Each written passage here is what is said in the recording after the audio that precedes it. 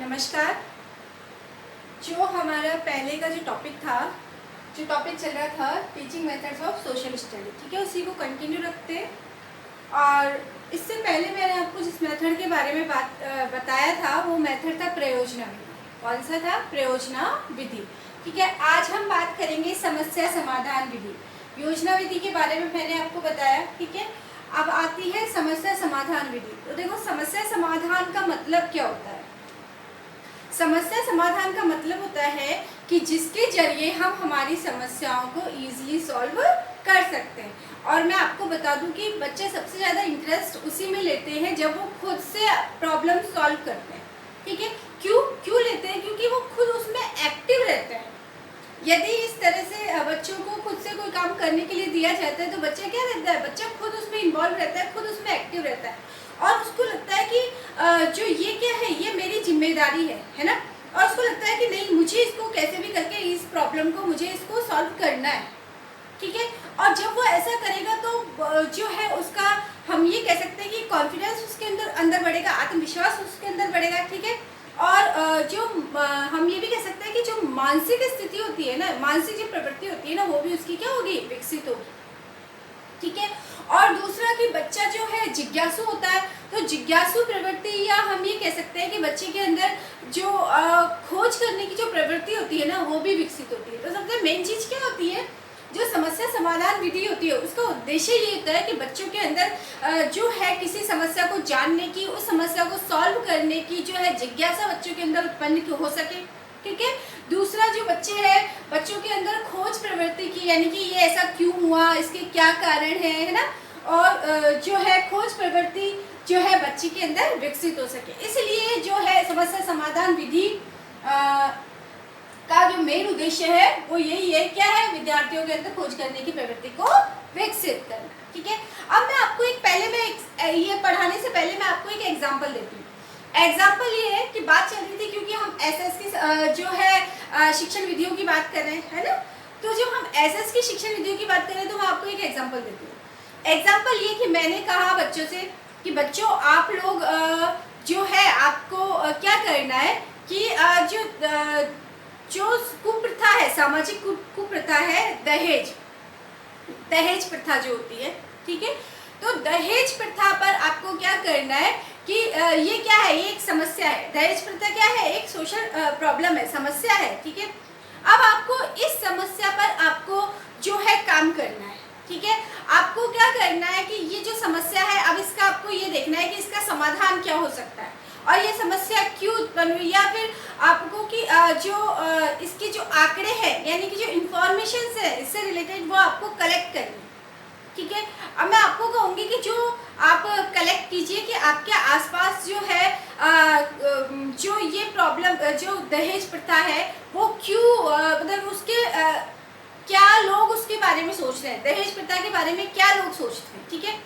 तो आप क्या करोगे? आप सबसे पहले क्या करोगे? ठीक है, ये तो दहेज प्रथा क्या हो गई? प्रॉब्लम हो गई। तो हमने क्या किया? प्रॉब्लम हमने सेलेक्ट कर ली, ठीक है। अब प्रॉब्लम सेलेक्ट करने के बाद में हमको क्या करना होगा कि दहेज प्रथा जो है ना, उसका आपको उसको डिफाइन करना होगा। उसको क्या करना होगा? डिफाइन करना होगा। उसके बाद में आप क्या करोगे? उसके बाद में जो है आप परिकल्पनाओं का निर्माण करोगे। देखो, परिकल्पनाएं क्या होती है? हाइपोथेसिस। हाइपोथेसिस होती है कि जिनके जरिए हम कोई भी प्रॉब्लम को सॉल्व करते हैं, ठीक है। हाइपोथेसिस वो सीढ़ी होती है, हम ये कहते हैं हाइपोथेसिस वो जिसके जरिए हम उस समस्या तक पहुंचते हैं, ठीक है। उस समस्या तक जिनके जरिए हम पहुंचते हैं, उनके कारणों का पता हम लगा सकते हैं। जैसे कि मैंने अभी आपको बोला कि दहेज प्रथा, तो मैं क्या करूँगी? कुछ हाइपोथेसिस बनाऊंगी, है ना, कि जो है पहला कि मैं ये देखूंगी कि जो है जो वहाँ की औरतें हैं, आपके आसपास की जो औरतें हैं, औरतों में जो दहेज प्रथा के बारे में औरतों का क्या मत है, ठीक है। दहेज प्रथा के बारे में पुरुषों का क्या मत है, दहेज प्रथा के बारे में बुजुर्ग क्या सोचते हैं, दहेज प्रथा के बारे में बच्चे क्या सोचते हैं, ठीक है। तो इनसे संबंधित जो ये क्या है, मैंने हाइपोथेसिस तैयार कर ली, यानी कि परिकल्पनाएं मैंने तैयार कर ली, ठीक है। परिकल्पनाएं मैंने तैयार कर ली। परिकल्पनाएं जो तैयार करने के बाद मतलब इससे रिलेटेड जो मैंने बोला है ना, इससे रिलेटेड कि ये मानना है, इतने जो है पुरुषों का ये मानना है ना, स्त्रियों का ये मानना है दहेज प्रथा के बारे में, ठीक है, जो बुजुर्ग है उनका ये मानना है दहेज प्रथा के बारे में, बच्चे हैं उनका ये मानना है दहेज प्रथा के बारे में, ये सोच है, ये विचार है, ठीक है। हमने इस तरह से परिकल्पना, अब हम क्या करेंगे, हम उन परिकल्पनाओं के आधार पर हम क्या करेंगे, हम उन परिकल्पनाओं के आधार पर समस्या तक पहुंचेंगे, ठीक है। तो हम सबसे पहले मैंने जो है पहली परिकल्पना बनाई कि जो पुरुषों का है ना, पुरुषों का क्या मत है ना, कि पुरुषों का मत है दहेज प्रथा के पक्ष में, जो पुरुषों का ये मत है, ठीक है। तो मैं पुरुषों से जो है जाकर के आपके आसपास के एरिया में आप जाकर के क्या करोगे, आप वहाँ के जो पुरुष है उनसे दहेज प्रथा के बारे में जो उनका जो मत है वो आप लोगे, ठीक है। उसके बाद में आप महिलाओं से वो मत लोगे कि महिलाएं क्या सोचती हैं, ठीक है। उसके बाद में जो है लड़कियां क्या सोचती हैं, लड़के क्या सोचते हैं, है ना, बुजुर्ग क्या सोचते हैं। तो इन सब का आपने क्या किया कि इनकी जो सोच थी उनसे रिलेटेड आपने जो है इंफॉर्मेशन आपने कलेक्ट कर ली, ठीक है। तो जब हम इंफॉर्मेशन कलेक्ट करते हैं तो इंफॉर्मेशन हमने कलेक्ट कर ली, इंफॉर्मेशन कलेक्ट करने के बाद में हम क्या करते हैं, इंफॉर्मेशन कलेक्ट करने के बाद में हम निष्कर्ष तक पहुंचते हैं कि जो टोटल इन लोगों का जो दहेज प्रथा के बारे में जो है क्या राय है ना, इस निष्कर्ष तक हमने पहुंचा कि क्यों और क्या राय है ना। उसके बाद में क्या किया जाता है, मूल्यांकन किया जाता है कि आपकी जो परिकल्पनाएं थी, यानी कि जो आपने सोचा क्या वो सही था या गलत था, ठीक है। अब हम बात करते हैं, यदि ये तो थी, मैंने तो कुछ थोड़ा आपको हाई लेवल का बता दिया, ठीक है। तो समस्या समाधान यानी कि बचपन से ही जो है पेरेंट्स ये चाहते हैं कि बच्चे जो है अपनी समस्याओं का खुद समाधान करना सीखे, छोटी छोटी सी प्रॉब्लम से उनको खुद जो है सॉल्व करने की कोशिश करें। और मैं बता दूं इसमें बच्चों को जो है बहुत ज़्यादा इंटरेस्ट होता है, बहुत ज़्यादा मजे लेते हैं। दूसरा, बच्चे जो है बहुत ज़्यादा एक्टिव रहते हैं, क्रियाशील रहते हैं, ठीक है। तो अब हम चलते हैं फिर से कि समस्या समाधान जो विधि है उनके जनक कौन थे। देखो बहुत इंपॉर्टेंट है, समस्या समाधान विधि के जनक थे सुकरात और सेंट थॉमस। यदि हम ये कहने को तो ये विधि प्राचीन विधि है ना, क्योंकि इसको जो है ये क्या है, बहुत प्राचीन विधि थी, लेकिन इसका बाद में नवीनीकरण कर दिया गया और नवीनीकरण जो है वो किया था जॉन डीवी ने। इसीलिए इसको जो है अभी नवीन विधियों में, नवीन शिक्षण विधियों में इनको माना जाता है। इस विधि को नवीन शिक्षण विधियों में माना जाता है, बल्कि है वो बहुत प्राचीन। यदि जनक की बात करें तो जनक कौन थे इनके, सुकरात और सेंट थॉमस। कौन थे इनके जनक, इस विधि के जनक कौन थे, सुकरात और सेंट थॉमस, है ना। और इसका जो उद्देश्य वो क्या है, विद्यार्थियों में खोज करने की प्रवृत्ति को विकसित करना। क्या करना, विद्यार्थियों में खोज करने की प्रवृत्ति को विकसित करना, ठीक है। अब हम ये बाद में इसका नवीनीकरण कर दिया गया, और नवीनीकरण किसने किया था इसको इसीलिए जो है बाद में, अभी वर्तमान में इसको नवीन विधि के नाम से ही जानते हैं, ठीक है। और इसका नवीनीकरण किया था जॉन डीवी ने, जो कि क्या थे, एक साइकोलॉजिस्ट भी थे और एक फिलोसोफर्स भी थे, ठीक है। कब किया था, 20वीं सदी में। कब किया था, 20वीं सदी में, है ना। नवीनीकरण किया था, किसने किया था, जॉन डीवी ने। तो ध्यान रखना कि इनके जो जनक है, इस विधि के जनक है वो सुकरात है, सेंट थॉमस थे, है ना। सुकरात और सेंट थॉमस इनके जनक थे। इनका इसका जो उद्देश्य था, मेन उद्देश्य ये था, विद्यार्थियों में खोज प्रवृत्ति को विकसित करना, विद्यार्थियों को जिज्ञासु बनाना, ठीक है। और नवीनीकरण इस विधि का किसने किया था, जॉन डीवी ने किया था, ठीक है। और अभी वर्तमान समय में इसको नवीन विधि के नाम से ही जाना जाता है, और 20वीं सदी में इसका नवीनीकरण किया गया, ठीक है। अब हम बात करते हैं कि ये जो विधि है वो किन किन सिद्धांतों, मैंने अभी आपको जो एग्जाम्पल दिया था, जब मैं आपको ये सारी चीजें क्लियर करूंगी तो आपके वो एग्जाम्पल आराम से समझ में आ जाएगा, ठीक है। कि इसके हम कौन कौन से सिद्धांत पर आधारित है ये विधि, कौन कौन से सिद्धांत पर ये विधि आधारित है, हम ये देखते हैं। पहला जो सिद्धांत है वो है उपयोगिता का सिद्धांत। किसका सिद्धांत, उपयोगिता का। यानी कि जब हम बच्चे को कोई भी समस्या देते हैं सॉल्व करने के लिए, है ना, यानी कि बच्चों को कोई भी काम देते हैं करने के लिए कि आपको ये काम करना है, ठीक है, ये प्रॉब्लम आपको कोई सॉल्व करनी है, ठीक है। तो ये क्या है, ये एक क्या हो गई, ये एक उपयोगी विधि हो गई, है ना। ये एक क्या हो गई, ये उपयोगी विधि हो गई, है ना। बहुत ये क्या हो गई, एक ये किस पे आधारित है, उपयोगिता के सिद्धांत पर आधारित है। इसकी क्या उपयोगिता है, इसकी उपयोगिता है कि बच्चे क्या करते हैं, बच्चे खुद से जो है खुद एक्टिव रहते हैं, बच्चों में जिज्ञासा की प्रवृत्ति पैदा होती है, बच्चे खुद से काम करना सीखते हैं, बच्चे सक्रिय रहते हैं। ठीक है। दूसरा है मनोवैज्ञानिकता का सिद्धांत। हाँ, ये विधि मनोवैज्ञानिक है, मनोवैज्ञानिक सिद्धांत पर आधारित है ये विधि, क्योंकि बच्चे जो है ये जो विधि है वो बच्चों के इंटरेस्ट पर, बच्चे की जिज्ञासा पर, है ना, इस पर आधारित होती है कि बच्चा जो है किस चीज में कैसे इंटरेस्ट लेता है, बच्चा खुद करके सीख रहा है ना। तो इसीलिए इस विधि, ये जो विधि होती है वो क्या है, मनोवैज्ञानिक सिद्धांतों पर आधारित होती है। ठीक है। कौन से सिद्धांतों पर, मनोवैज्ञानिक सिद्धांतों पर। दूसरा है पूर्णता का सिद्धांत। पूर्णता का सिद्धांत यानी कि जो भी समस्या होती है उसको सॉल्व कर लिया जाता है ना, जो भी समस्या होती है उसको बच्चों के द्वारा पूरी तरह से सॉल्व किया जाता है, इसीलिए इसको पूर्णता के सिद्धांत पर जो है ये विधि आधारित है। सामाजिकता का सिद्धांत, क्योंकि जब कोई भी क्योंकि हम बात कर रहे हैं कि समस्या समाधान विधि की, सोशल स्टडी की समस्या समाधान विधि की। ठीक है। तो कोई भी सोशल प्रॉब्लम होती है तो क्योंकि मनुष्य क्या होता है, एक सामाजिक प्राणी होता है। ठीक है। मनुष्य क्या होता है, एक सामाजिक प्राणी होता है, वो समाज से अलग नहीं रह सकता। ठीक है। तो समाज में जो भी हम लोग जो है समाज से संबंधित है, समाज से लिंक है, तो समाज से रिलेटेड यदि कोई भी प्रॉब्लम होती है ना, कोई भी समस्या होती है, तो उस समस्या को जो है क्या किया जाता है, सॉल्व किया जाता है, समस्या का समाधान किया जाता है। किस किस तरह से किया जाता है मैं आपको आगे बताऊंगी, है ना। इसीलिए इसको क्या बोलते हैं, सामाजिकता के सिद्धांत पर आधारित है ये, है ना। तो ये विधि क्या है, सामाजिकता के सिद्धांत पर आधारित है। लास्ट है क्रियाशीलता, यानी कि मैंने आपको बता दिया कि बच्चा जो खुद जो है एक्टिव रहकर के कार्य करता है ना, खुद एक्टिव रहकर समस्या का समाधान करता है, समस्या को पहले समस्या का चयन करता है, उसके बाद में समस्या के परिभाषीकरण करता है, उसके बाद में जो है समस्या से रिलेटेड परिकल्पनाओं का निर्माण करता है, उसके बाद में जो है क्या करता है, आंकड़ों को कलेक्ट करता है, यानी कि इंफॉर्मेशन कलेक्ट करता है, निष्कर्ष तक जो है पहुंचता है, और उसके बाद में उसका मूल्यांकन किया जाता है कि जो वो सोचता था क्या, उस समस्या का क्या, जो समस्या थी उसका क्या समाधान निकाला गया या समस्या का समाधान निकल गया। ठीक है। तो इस तरह से क्या किया जाता है, मूल्यांकन किया जाता है। मेरे ख्याल से आप लोगों के समझ में आ गया होगा कि जो समस्या समाधान विधि है उनके जनक कौन थे, सुकरात और सेंट थॉमस। ठीक है। यदि इनके जनक की बात करें तो कौन थे, सुकरात और सेंट थॉमस। ठीक है। और यदि ये पूछा जाए कि ये विधि कैसी विधि है, तो ये एक नवीन विधि है, वर्तमान समय में क्या है, ये नवीन विधि है। क्यों, क्योंकि इसका नवीनीकरण कर दिया गया। इसका नवीनीकरण किसके द्वारा किया था, जॉन डेवी के द्वारा। कब किया था, 20वीं सदी में। इसका नवीनीकरण कब किया था, 20वीं सदी में किया था। किसके द्वारा किया था, जॉन डेवी के द्वारा। ठीक है। इसका जो उद्देश्य है वो क्या है, विद्यार्थियों में खोज करने की प्रवृत्ति को विकसित करना, विद्यार्थियों को एक्टिव रखना, विद्यार्थियों में जिज्ञासा उत्पन्न करना, विद्यार्थियों के अंदर आत्मविश्वास पैदा करना। ठीक है।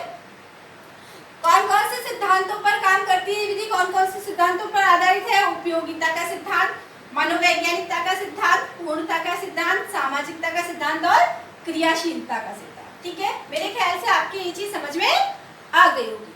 अब हम बात करते हैं किसकी, अब हम बात करते हैं इसके स्टेप्स जो है, इसके पद जो है, इसके सोपान, यानी कि जब हम कोई भी समस्या समाधान जो है जब कोई बच्चों को कोई समस्या दी जाती है तो बच्चे किस तरह से उस समस्या को सॉल्व करते हैं।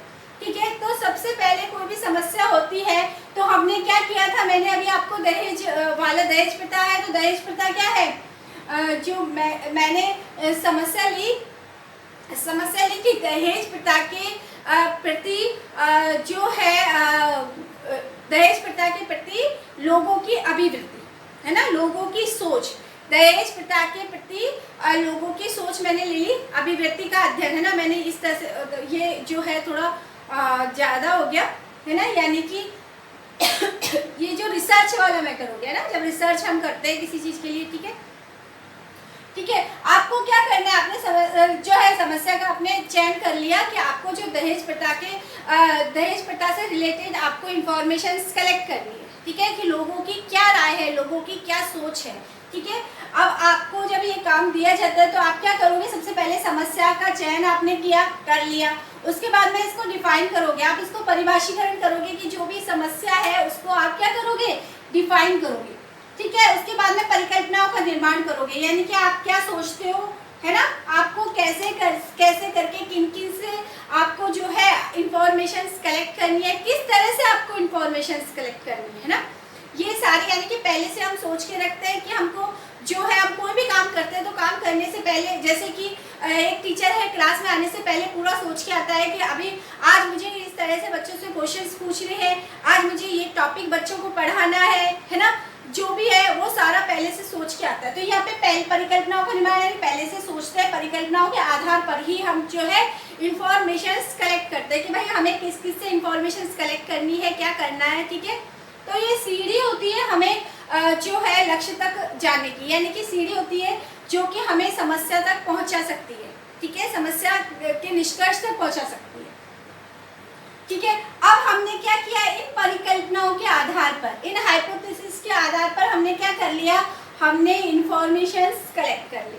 हाइपोथेसिस के आधार पर हमने क्या किया, इंफॉर्मेशन कलेक्ट की, इंफॉर्मेशन हमने कलेक्ट कर ली। अब इंफॉर्मेशन कलेक्ट करने के बाद में हम क्या निष्कर्ष पर पहुंचे, ठीक है। हमने सबसे इंफॉर्मेशन कलेक्ट कर ली, हमने बच्चों से भी कर ली, हमने बड़ों से भी कर ली, हमने महिलाओं से कर ली, हमने पुरुषों से कर ली, हमने बुजुर्ग से कर ली, यानी कि सबकी राय हमने ले ली कि कौन क्या मानता है। अब निष्कर्ष तक क्या पहुंचे कि जो है हमने देखा, जब हमने ली सबका पक्ष लिया ना, तो उनमें से कुछ लोग तो ये मानते थे कि दहेज प्रथा एक बुराई है और दहेज जो है नहीं लेना चाहिए, ठीक है।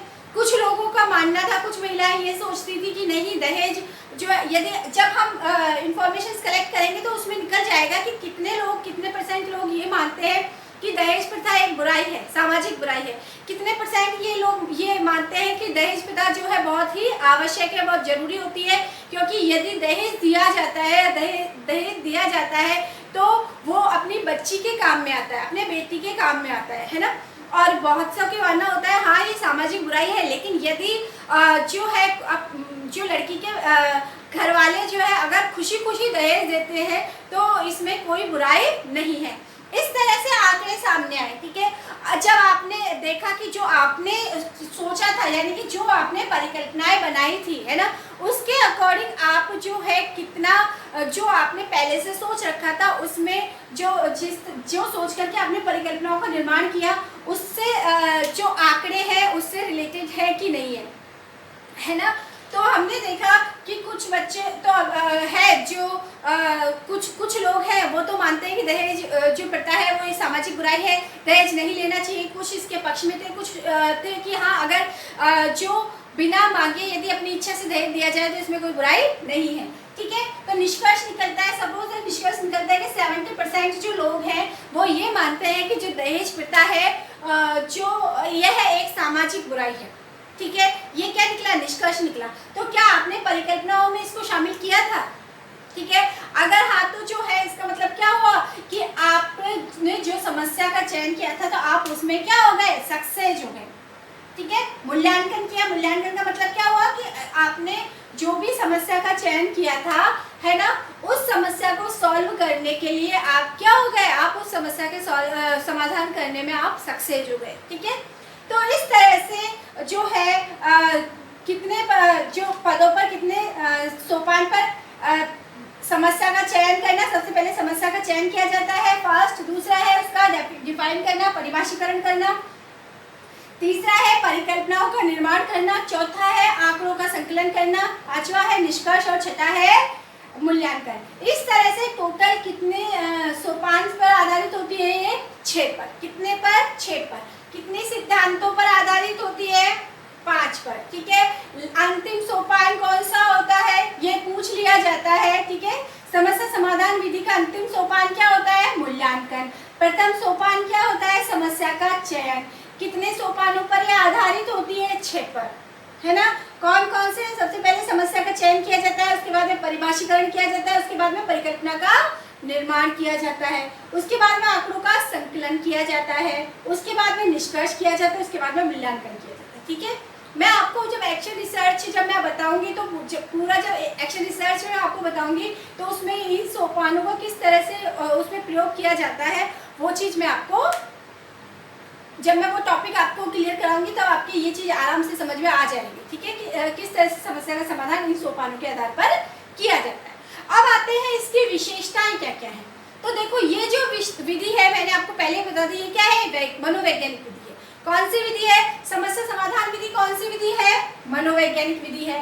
किस पर आधारित है, ये बाल केंद्रित विधि पर आधारित है। ठीक है, पहली विशेषता क्या हो गई, पहली विशेषता हो गई कि समस्या समाधान विधि है जो बाल केंद्रित विधि है और मनोवैज्ञानिक सिद्धांतों पर आधारित है। दूसरी हो गई, तीसरी क्या हो गई कि इस विधि से जो है बच्चों के अंदर खोज करने की प्रवृत्ति का विकास होता है, बच्चों में जिज्ञासु प्रवृत्ति का विकास होता है ना, नई नई चीजें सीखने का विकास होता है, उनका मानसिक विकास होता है।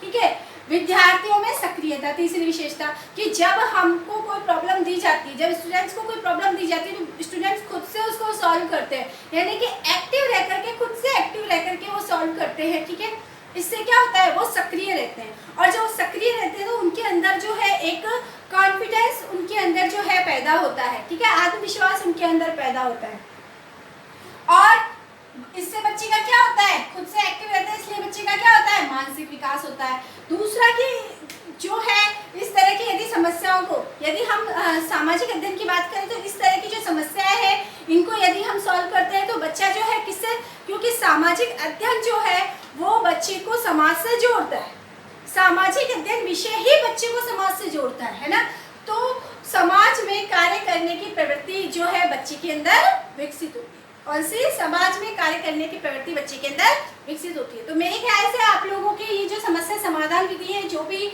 मेन था मैंने आपको बता दिया कि समस्या समाधान विधि के प्रवर्तक जनक कौन थे, समस्या समाधान विधि के जनक कौन थे, समस्या समाधान विधि के जनक सुकरात थे, और कौन थे, सेंट थॉमस थे। ठीक है, ये वैसे तो ये बहुत प्राचीन विधि है, लेकिन अभी इसका 20वीं सदी में इसका नवीनीकरण कर दिया गया था। नवीनीकरण किया किसके द्वारा, जॉन डीवी के द्वारा। किसके द्वारा, जॉन डीवी के द्वारा। इसीलिए जो है इस विधि को अभी वर्तमान समय में इसको नवीन विधि माना जाता है। ठीक है, तो यदि क्वेश्चन आता है कि जो समस्या समाधान विधि कौन सी विधि है, तो नवीन विधि है। ठीक है, और यदि नवीन विधि की बात करें तो नवीन विधि के जो नवीनीकरण किसने किया था, जॉन डीवी ने किया था। ठीक है, इसके बाद में सिद्धांत कितने सिद्धांतों पर आधारित होती है, 5 सिद्धांतों पर, उपयोगिता, मनोवैज्ञानिकता, पूर्णता, सामाजिकता और क्रियाशीलता। कितने सोपानों पर आधारित होती है, 6 सोपानों पर। समस्या का चयन, परिभाषीकरण, परिकल्पना का निर्माण, आंकड़ों का संकलन, निष्कर्ष और मूल्यांकन। विशेषताएं क्या क्या होती है, ये बाल केंद्रित है और मनोवैज्ञानिक है। खोज करने की प्रवृत्ति का इसमें विकास होता है, विद्यार्थी इसमें सक्रिय रहते हैं, विद्यार्थियों का मानसिक विकास होता है, समाज में कार्य करने की प्रवृत्ति में विकसित होती है। ठीक है, ये तो चलो हमने ये देख ली कि इनमें क्या क्या गुण है, क्या क्या अच्छाई है। हम ये देखते हैं कि इसमें जो है इसका इनके इस विधि के दोष क्या क्या है। तो देखो इस विधि के दोष ये है कि इस विधि में जो है समय बहुत ज़्यादा लगता है, क्योंकि समस्या का समाधान करना होता है। ठीक है, और समस्या का समाधान क्योंकि बच्चे खुद से एक्टिव है, खुद से बच्चे जो है समस्या का समाधान करते हैं, तो उसमें समय ज़्यादा लगता है, और समय ज़्यादा लगेगा तो क्या होगा, अगर इस विधि को हमेशा यूज़ में आप कर लोगे तो जो है समय ज़्यादा लगेगा तो आपका जो सिलेबस है वो कभी पूरा नहीं हो पाएगा। ठीक है, दूसरा। ठीक है, तो और क्या है कि इसमें क्या है, ये इसके क्या थे, ये इसके दोष थे। क्या थे, दोष थे। तीसरा है कि जो एक टीचर है वो सोच समझ करके इस विधि का प्रयोग करेगा, वो क्योंकि वो इसलिए नहीं करेगा, बहुत कम इस विधि को एक टीचर है वो यूज़ में लेगा, वो इसलिए बहुत कम यूज़ में लेगा क्योंकि इससे उसका जो सिलेबस है वो पूरा नहीं हो पाएगा, है ना। तो पाठ्यक्रम जो पूरा नहीं होता है तो क्या होता है, प्रॉब्लम आती है ना टीचर के लिए। ठीक है, तो मेरे ख्याल से आपकी जो है ये विधि समझ में आ गई होगी। आई कि नहीं आई, आ गई ना। ठीक है, तो नेक्स्ट जो विधि है, नेक्स्ट जो टीचिंग मेथड है सोशल स्टडीज से रिलेटेड, वो हम नेक्स्ट वीडियो में मैं आपको बताऊंगी। अभी आज के लिए इतना ही काफ़ी है। Thank you, take care.